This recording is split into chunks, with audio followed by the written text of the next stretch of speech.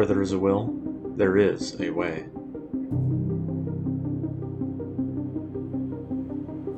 At the end of the First World War, though Britain was relieved to have achieved victory, its people knew that drastic moves would be required in order to maintain their international position. On all fronts, there was rivalry. Russia offered a new ideological alternative, Germany would surely want revenge, and the US and Japan resisted British influence in both hemispheres. As such, in this alternate timeline, a post-war treaty was devised in London that would secure Western Europe under British influence in case the Empire should fall by the wayside. As part of the treaty, the Dutch would annex the Benelux and Western Germany, incur an expansion of British influence domestically, and a fort line would be built on their new eastern border. This fort line, with neutral Switzerland in the Alps, would effectively blockade part of the continent off from the other powers, given French assent. Both the French and Dutch agreed to the treaty, the French transferring Alsace-Lorraine to the Dutch as a show of their commitment. With Germany at war, whether the treaty would fulfill its purpose would soon be found out.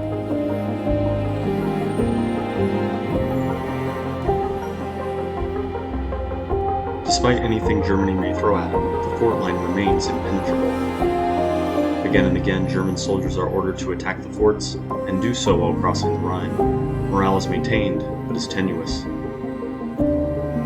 Strategies to work around the forts are to no avail.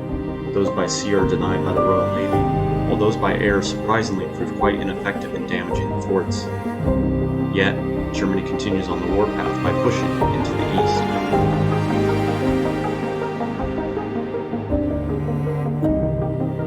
With the declaration of war, London is optimistic. The fort line is holding, very few if any German planes survive their way to London, and now the war is all but won in their eyes.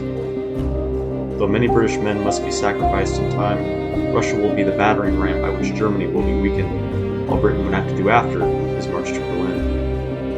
The Soviets, however, are making a fight for their lives.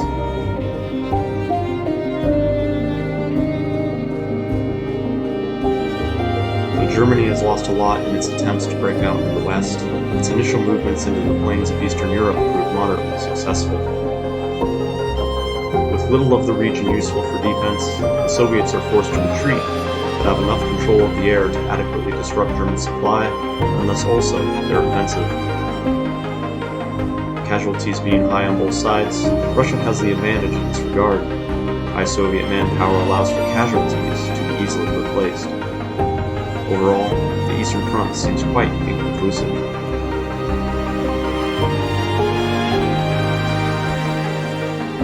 In the Far East, the manpower behemoth of China is faring much better. Having pushed Japan out of the continent, Manchuria was reintegrated, and Korea freed from imperial rule. China's leaders consider what the future may hold.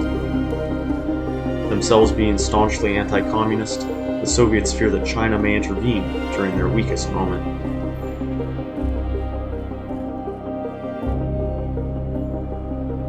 Back in Europe, Germany has been on the upswing. Having reassessed the situation in the East, German supply lines are now solidified and protected. The breadbasket of Europe, Ukraine, is captured entirely and used for the war effort. Losing such vital resources, and now both Moscow and Stalingrad under artillery bombardment, Soviet leaders ordered that there shall be not a step back.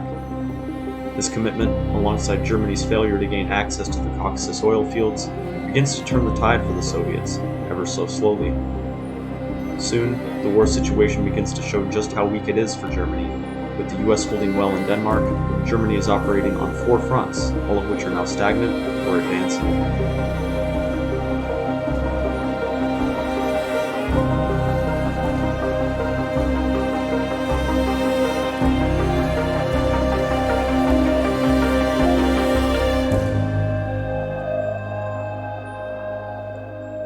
Britain celebrates its victory in the Second World War.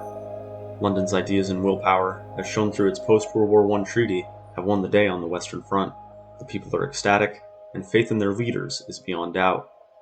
In addition, London's influence expands across the Rhine into northern Germany.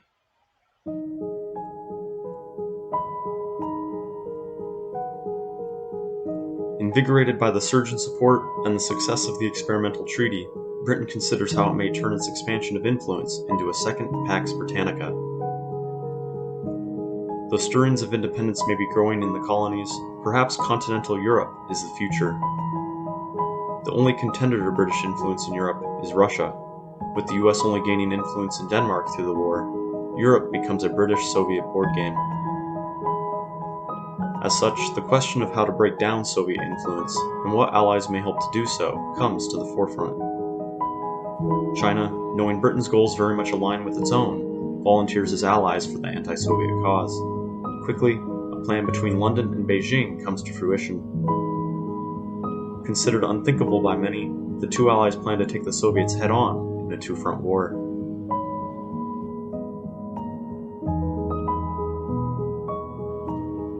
Initially, the Soviets surround Poland and Czechoslovakia, which both fall quickly to the military pressure. These capitulations are, however, of little gain, as Allied advancements have been made in the Far East, the Balkans, and Western Germany. Both sides are yet hopeful, but know that the war can turn on a dime. Both had suffered greatly in their own ways only a handful of years prior. With a naval invasion near Arkhangelsk in northern Russia, the Allies are looking to force the Soviets to divert resources away from the main front lines. A second invasion takes place in Prussia, which is successful in establishing itself. Given this success, Allied morale is up. The Soviets fear not much is left to use in retribution. These fears are only made worse as a third invasion lands in Crimea, and the front line in Europe begins to fail. As Allied soldiers make their way up the Dnieper River, the British draft their demands for surrender. Altogether, while Britain may end up losing its empire in time, it gains vast amounts of influence in Europe. The second Pax Britannica shall be the Pax Europa.